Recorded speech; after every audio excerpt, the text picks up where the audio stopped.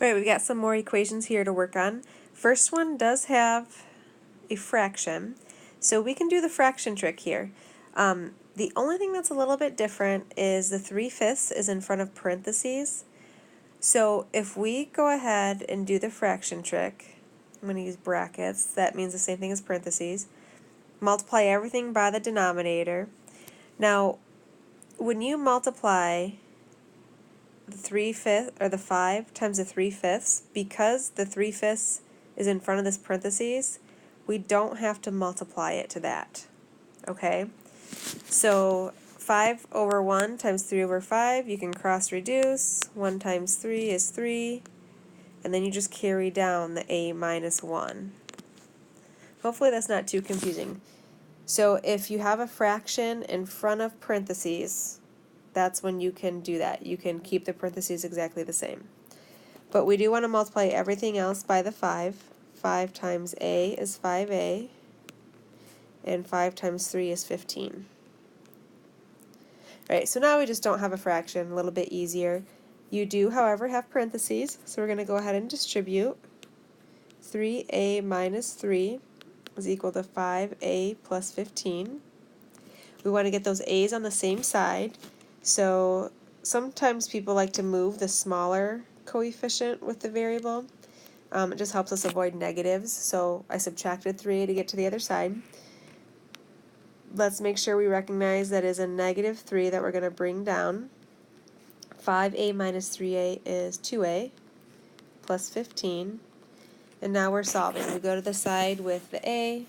Let's subtract 15 from both sides.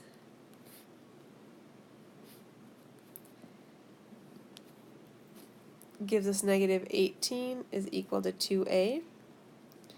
Divide by 2. And a is equal to negative 9.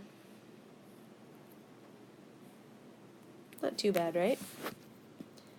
Alright, next one has a decimal. That's alright, we can handle decimals. Parentheses, still just go ahead and distribute like we do. 1.5x 1.5 times 2, it's going to be positive because it's a positive times a positive. That's going to give you 3 is equal to 7.5. Then let's get this 3 to the other side. Remember, we always do our adding and subtracting. So 1.5x is equal to 4.5. And now we can divide both sides by 1.5 to get x alone. And 4.5 divided by 1.5 is a nice clean 3. Alright, so this next one looks like there's kind of a lot going on. That's okay. Start with the parentheses and the distributing. So we want to distribute first. 2 times 5x is 10x. 2 times negative 3 is negative 6. Now this x minus x is not in parentheses, so we don't distribute to that. We're just going to carry that down. Minus x equals. Now let's distribute on the other side. 3 times 3x is 9x. And 3 times negative 2 is negative 6. Alright, we want to see if we can clean up each side at all. We do have like terms over here, 10x minus x. Because they're on the same side of the equal sign, we just combine them as is. Here's what I don't want you to do. This is a common mistake I see. Students that want to get these two together, oftentimes they'll say, oh, well, let me just add x to get it over here with a 10x. You can't do that. You can only add or subtract a variable to move it to the other side of the equation. If they are already on the same side, you're just combining them.